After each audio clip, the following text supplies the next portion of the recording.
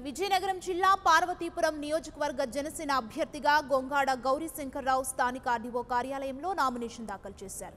ముందుగా పార్వతీపురం పాత బస్టాండ్ నుంచి జన సైనికులతో ర్యాలీగా వెళ్లారు. తనలాంటి పేద రైతు బిడ్డకు ఇంతటి అవకాశాన్ని కల్పించిన పవన్ కళ్యాణ్కి కృతజ్ఞత తెలిపారు. పేదరిక నిర్మూలన, విద్య, వైద్యం అందుబాటులో ఉండాలనేదే జనసేన ధ్యేయమన్నారు గౌరీశంకర్. పార్వతీపురం నియోజకవర్గంలో రోడ్ల సమస్య, పట్టణంలో నీటి సమస్యతో పాటు డంపింగ్ యార్డ్, బలిజిపేట మండలంలో బోధవ్యాధి సమస్య పరిష్కారానికి కృషి చేస్తానని పార్వతీపురం నియోజకవర్గంలో జనసేన నాయకులు, కార్యకర్తలు ఈ కార్యక్రమంలో పాల్గొన్నారు. మేము ఆల్రెడీ దాని మీద క్షుణ్ణంగా నిపుణుల సహాయంతో మేము డాక్యుమెంటరీ చేసి వాళ్ళ తాలూకు శాంపిల్స్ని సేకరించి సర్వే చేయించి ఎంతమంది బాధపడుతున్నారో, ఏ విధంగా వాళ్ళకి చికిత్సలు అందజేస్తే ఎలా బాగుంటుందని మేము ముందుకెళ్తున్నాం. ఆ విధంగా కూడా హామీలో పెట్టడం జరిగింది. మీకు త్వరలో రేపటి నుంచే మా హామీలు ఇవన్నీ మీకు నిరంతరం మీకు అందుబాటులో ఉంటామండి.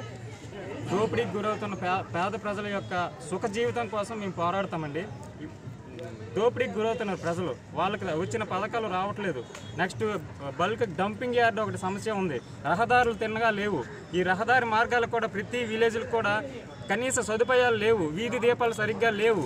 కనీసం ప్రాథమిక అవసరాలైనటువంటి కూడు, గూడు, గుడ్డ అనేవి కూడా ప్రజలకు ఎవరికి అందటం లేదు. దాని మీద మేము పోరాటం ముఖ్యంగా సాగించదలుచుకున్నామండి. For more updates, please subscribe 99 TV Telugu.